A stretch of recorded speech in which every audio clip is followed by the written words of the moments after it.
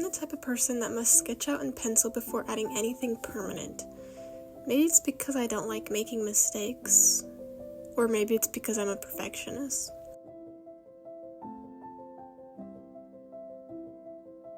I chose to paint apples because of the wide variations, allowing me to not be super focused on getting an exact color or shape, and it's a good object to practice with shading, highlights, and realism.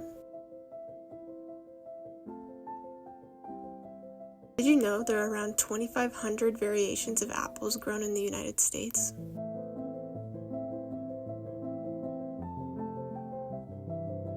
Watercolor for me is easy to work with, and it's very forgiving. It's an opaque paint, so that means we have to work in layers when adding color.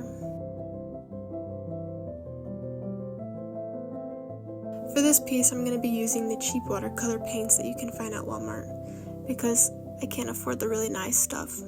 Womp womp.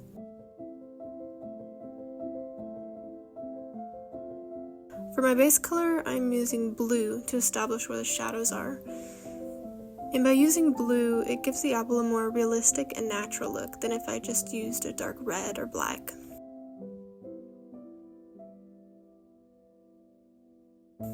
The color variations bring life to the object and also allows your brain to perceive it as a 3D object. Ever since starting college, I haven't used black for shading because it kind of sucks the life out of the image. It kills the depth and drowns out the other colors, making it more flat. Next, I'm adding yellow for the highlights. It gives the apple a glowing effect, and again adds that personality versus just using a light red.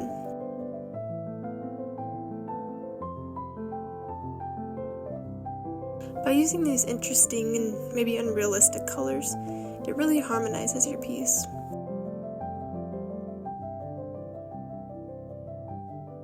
Do you see a theme here? Don't be monochromatic if you want your painting to look more realistic.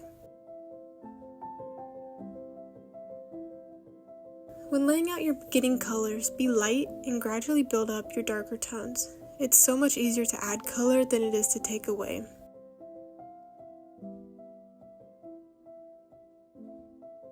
And watercolor is all about layers. Another term we use is called glazing, which means you add a thin, transparent layer on top of another to create depth and richness.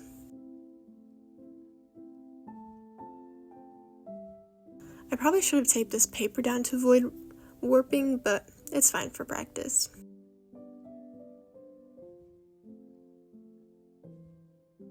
The paper warps because of all the water that it absorbs, so the tape allows the paper to keep its form and not distort as much.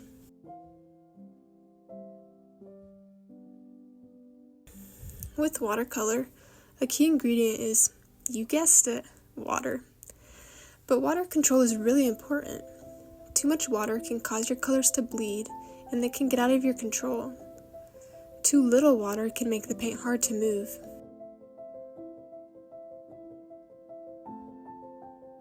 For this piece, I'm using a watercolor pen which holds the water, so I don't have to have a cup, which is really nice when I just want to do something quick like this, and it also makes for easy transportation since I'm at college.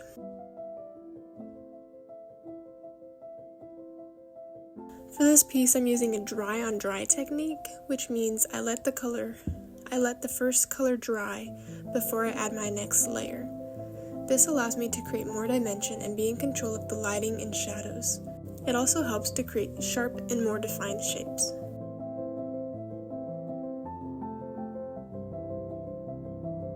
A little tip, if you touch a layer lightly and it's cool to the touch, it's probably still wet.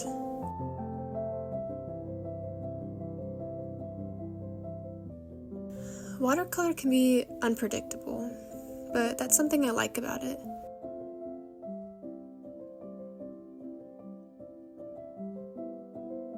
Watercolor has more movement and flow. You can also use this to experiment and develop your style.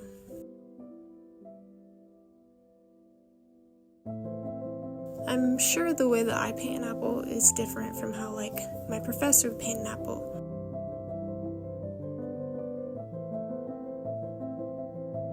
having my own style, people can look at my pieces and know that I made it.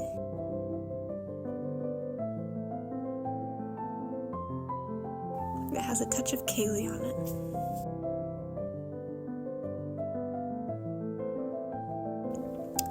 Also, yes, I'm using an Altoids tin to hold my paint. My dear friend Madeline made one for me.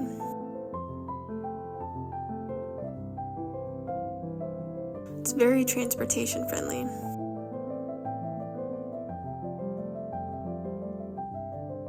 And I'm also really bad at putting too much paint, squeezing too much paint out of the tube, so this is a nice way to kind of help with that.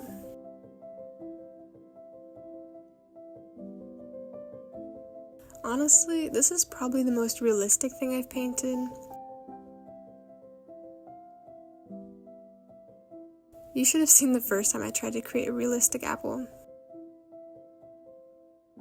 Instead of watercolor, I used alcohol-based markers. Yikes. Where's the personality?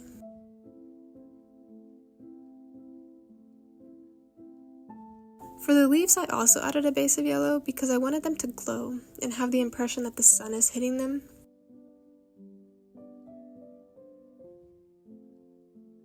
And for the shadows, I used blue again, which works out really nicely because, as we learned in elementary school, yellow and blue make green.